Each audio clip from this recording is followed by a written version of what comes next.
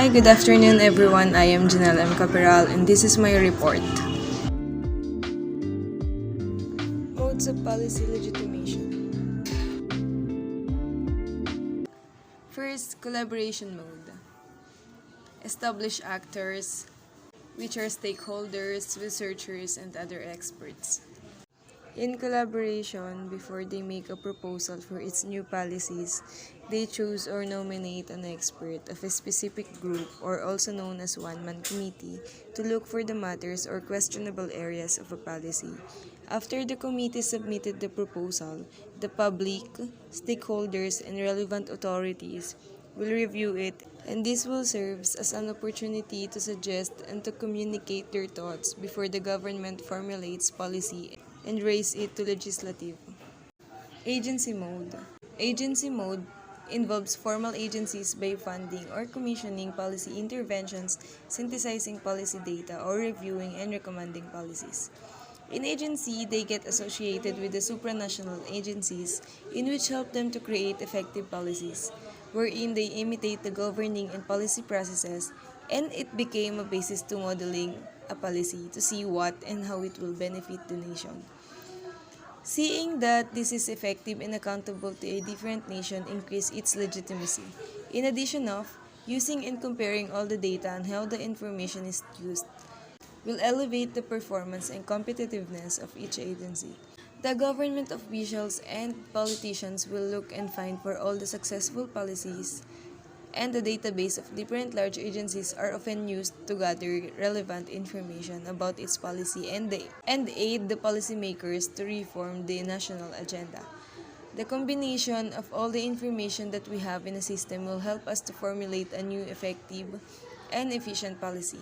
Third, consultancy, utilization of an individual or private enterprises. The individual or private enterprises became the external knowledge of an institution, in which the experts are a great contributor factor in the field they are in.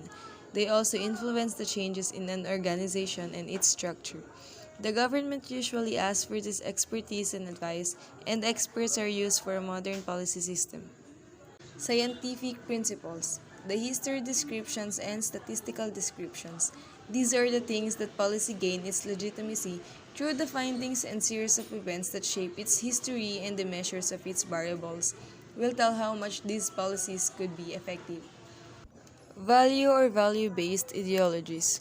While the scientific is based on statistics and history, value is based on how we understand the views of others, common ground where it exists, and therefore find ways to formulate a policy.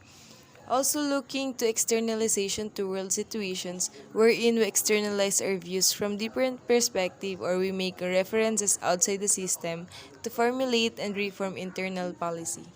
Policy legitimacy, strategic approach to synthesizing and using other countries' policies, better labeled policy legitimation than policy borrowing, SCREWER. Acknowledging its pattern and structural similarities and synthesizing the data will eventually form a new knowledge. However, there are parallel lines in reforms between the strategies resulting in legitimate policy. Policy changes over time, and the timeline of different modes of policy legitimation help us understand how we can build a better and effective policy in line with the statistical development approach. Through integrating data from different databases and reviewing and recommending policies, new and improved will be served. Context forms the setting for an event, statement, or idea, and in terms of which it can be fully understood. In this context, some educators also speak of situated learning. They assume that there is no learning per se. All there is us changing in response to the situation around us. Once a situation changes, then our thinking changes. New neural connections are created and we learn. Consider the following situation. A man is sitting alone in the restaurant and orders a salad, 2 pizzas, and a big bottle of water. What do you think we are learning about this man in this very moment? Once we add some context, we learn something new. Without context, our understanding is limited. We misinterpret information and draw false conclusions. For example, we can present a statistic or a company's share price in a way that makes it look great.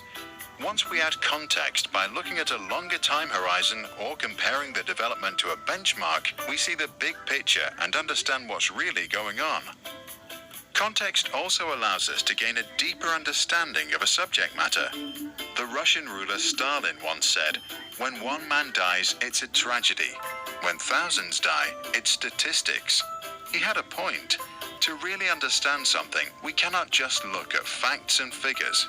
We have to zoom in and look at personal stories.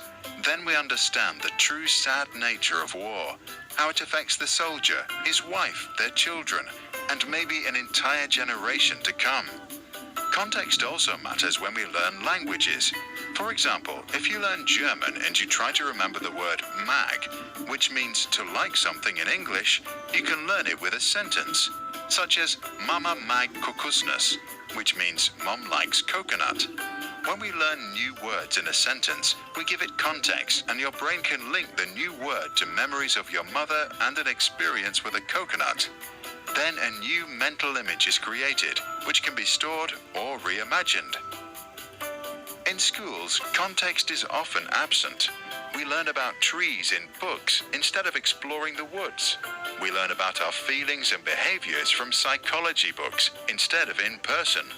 And we learn about maths in theory instead of applying it to the real world. We miss the opportunity to connect theory with practice or plain information with personal memories. Situations are not changed, learning does not happen, memories are not created, and we stay pretty stupid. Entrepreneur Gary Vaynerchuk predicted that context is the new king of business. Use technology to provide a solution right when people need help. Boom. Sold. If we are in the business of telling stories or explaining complicated things, we can do the same. When our information gets to a student at the exact moment when they most need it, it changes the entire situation.